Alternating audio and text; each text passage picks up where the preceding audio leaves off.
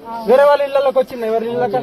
ఎవరి ఇళ్లలోకి మాట్లాడినా నువ్వు అట్లా వస్తాను అని ఇక్కడ అందరు భయపడతాను కదా, పిల్లలందరూ చూడలే కదా ఎప్పుడు అట్లా. నేను రోడ్డు మీద అట్లా తిరగలే కదమ్మా, రోడ్డు మీద ఎప్పుడైనా తిరిగినా మీరు చూసిళ్ళు, ఎవరితోనన్నా మాట్లాడినా రోడ్డు మీద తిరిగినా. జస్ట్ తెలుసా వాళ్ళ కోసం కారు దిగి వాళ్ళ ఇంట్లోకి పోయినా నాకు తెలుసు మరి వాళ్ళ కోసం వాళ్ళ సిద్ధాంతం నీకు తెలుసా, వాళ్ళ నైతిక విధానం తెలుసు. నేను మాట్లాడతాను, సమాధానం ఇవ్వకపోతే అడుగు మరి.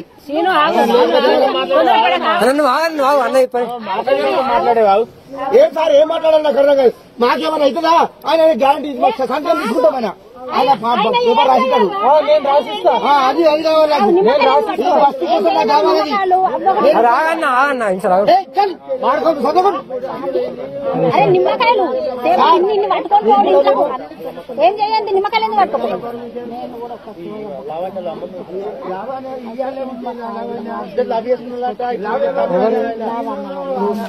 తమ్ముడాట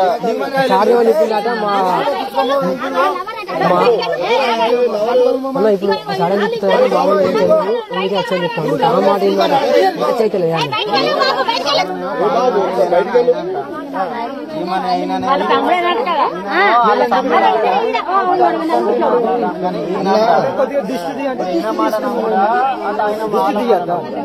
ఆడబిడ్డ నీ ఇంటికి నేను వచ్చాను, దిష్టి తీయాలి మరి ఇంకా నేను పడేసింది. అదే నిమ్మకాయలు ఇప్పుడు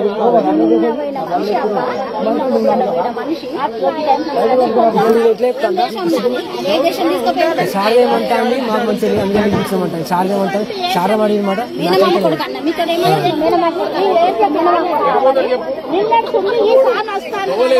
అని డౌట్ మాకు అంతే. నేను డౌట్ క్లియర్ చేస్తున్నా కదా. అమ్మా ఎందుకు మీరు కస్టడీ సేఫ్ చేస్తారా? వీళ్ళని పంపిస్తారా? వీళ్ళని పంపిస్తారా సార్ మీరు?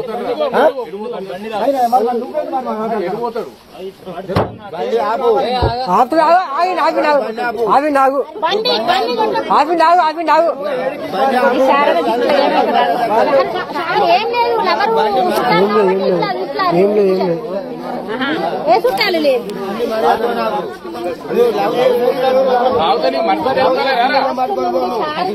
నీకు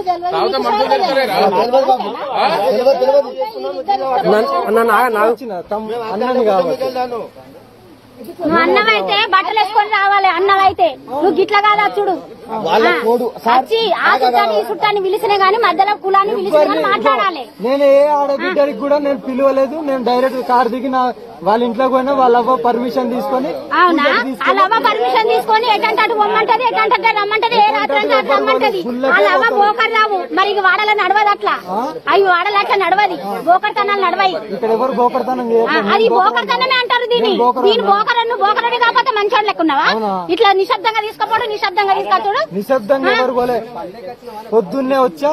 ఏ కులాన్ని అడిగి తీసుకుపోయినావు? ఏ కులాన్ని అడిగి తీసుకుపోయినావు? ఎవరిని అడిగి తీసుకుపోయినావు నువ్వు? తల్లి పంపించిన ఏ వాడేం చేస్తాడు కాదు, నాతో నన్నేం చేస్తాడు? దయచేసి ఏమనుకోకు.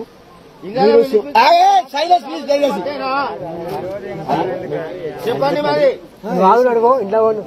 ఎందుకంటే మీకున్న మీ భక్తి, మీ స్వామి స్మరణలో మీకు ఈ డ్రెస్ కూడా కాదు. మీరు ఎక్కడైనా మీకు సరే. ఇప్పుడు మీరు అట్లా అన్నారు కదా, మీరందరూ బట్టలు ఇవ్వన్నారు కదా. నేను చెప్తున్నా కదా, నన్ను దిగిన తర్వాత నాకు లింగం కూడా లేదు. నేను అదే శివుడి గురించి అర్పణ చేసిన. నా గురించి మీకు అదంతా అవసరం అమ్మా. నేను నా తమ్ముడు గురించి వచ్చిన, ఆ తల్లి పర్మిషన్ తీసుకున్నా, నేను పూజకి తెప్పించుకున్నా, మళ్ళీ దించాను. దీనికి మించి నువ్వు మళ్ళా రావద్దు. ఎవరు మాత్రం నువ్వు దిగు. నువ్వు మళ్ళా రావద్దు. నువ్వు పట్టుకొని